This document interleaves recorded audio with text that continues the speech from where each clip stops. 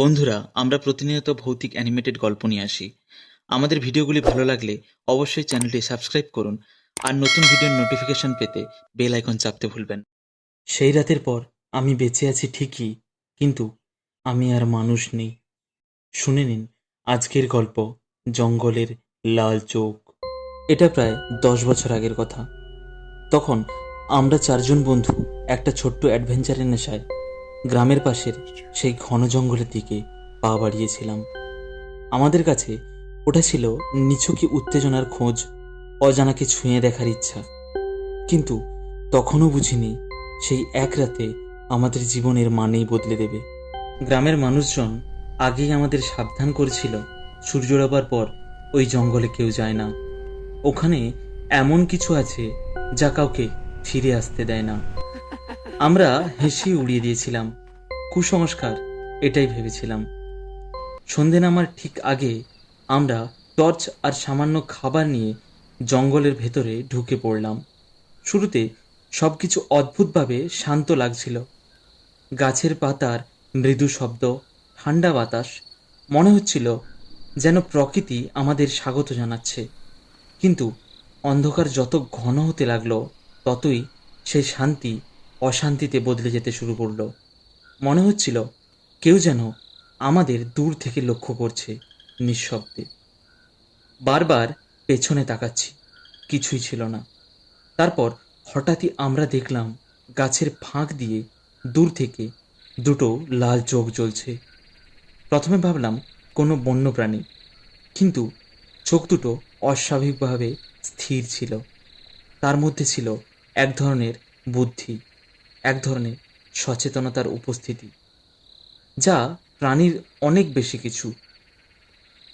আমরা এগোতে থাকলাম, আর সেই চোখগুলো আমাদের সাথে সাথে চলতে লাগলো, একটা গাছের আড়াল থেকে আরেকটা গাছের আড়ালে, সবসময় নজরে রাখছে। আমার এক বন্ধু সাহস করে সেই দিকে টর্চ ফেলল, কিন্তু আলো গিয়ে পড়ল শুধু শূন্য, অন্ধকারে কিছুই নেই। ঠিক তখনই আমরা বুঝতে পারলাম আমাদের একজন নেই। সে কখন, কিভাবে হারিয়ে গেছে কেউ বুঝতেই পারিনি। আমরা তাকে বারবার ডাকতে শুরু করলাম, বারবার, কিন্তু জঙ্গলে নীরবতা ছাড়া আর কিছুই উত্তরে ফিরে এলো না। ভয় এবার সত্যি সত্যি আমাদের ভিতরে ঢুকে পড়ল। আমরা সিদ্ধান্ত নিলাম ফিরে যেতে হবে, কিন্তু সমস্যা হলো পথ যেন হারিয়ে গেছে। চারপাশে সবকিছু একই রকম লাগছিল, গাছ, ছায়া, অন্ধকার, সবকিছু যেন আমাদের নিয়ে খেলছে। আর আমরা সেই লাল চোখগুলো আরও কাছে এগিয়ে আসছিল।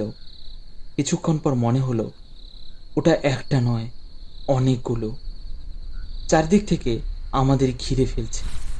হঠাৎ আমার আরেক বন্ধু চিৎকার করে দৌড়তে শুরু করলো। আমরা তাকে থামাতে পারলাম না। কয়েক সেকেন্ডের মধ্যেই তার শব্দটাও মিলিয়ে গেল। এখন আমরা দুজন, আর জঙ্গলটা যেন আগের চেয়েও বেশি নীরব, বেশি ভয়ঙ্কর। ঠিক তখনই আমি অনুভব করলাম আমার পাশে দাঁড়ানো বন্ধুটা ধীরে ধীরে আমার দিকে ঘুরছে। আমি তাকালাম, আর ভয়ে জমে গেলাম, কারণ তার চোখ সে একই লাল হয়ে জ্বলছে। সেই মুহূর্তে আমি বুঝে গিয়েছিলাম এই জঙ্গল যে কিছু আছে, তা আমাদের এক এক করে নিজের মতো বানিয়ে নিচ্ছে। আমি আর এক সেকেন্ডও দাঁড়াইনি, পেছনে না তাকিয়ে দৌড়তে শুরু করলাম। গাছের সঙ্গে ধাক্কা খেলাম, কাঁটায় শরীর ছিঁড়ে গেল, কিন্তু থামিনি। শুধু একটাই চিন্তা, যেভাবেই হোক এখান থেকে বেরোতে হবে। অনেকক্ষণ, হয়তো ঘন্টার পর ঘন্টা দৌড়ানোর পর যখন জঙ্গল থেকে বেরোলাম, তখন সকাল হয়ে গেছে। গ্রামের লোকেরা আমাকে ওই অবস্থায় খুঁজে পায়, রক্তাক্ত, ক্লান্ত, প্রায় অচেতন। আমি তখন সব বললাম। তারা একে অপরের দিকে তাকিয়ে রইল। তারপর ধীরে ধীরে একজন উঠে বলল, তুই তো একাই গিয়েছিলিস, তোর সাথে তো কেউ ছিল না। আমি ভাবলাম ভয় পেয়ে সব ভুল দেখেছি, নিজেকেই বোঝানোর চেষ্টা করছিলাম, কিন্তু যখন পাশের পুকুরে নিজের মুখ দেখলাম, আমার নিঃশ্বাস যেন থেমে গেল। কারণ আমার চোখও তখন সেই একই লাল আলোয় জ্বলছিল। আর সেই দিন থেকে আমি আর কোনোদিন অন্ধকারে নিজের দিকে তাকানোর সাহস পাইনি।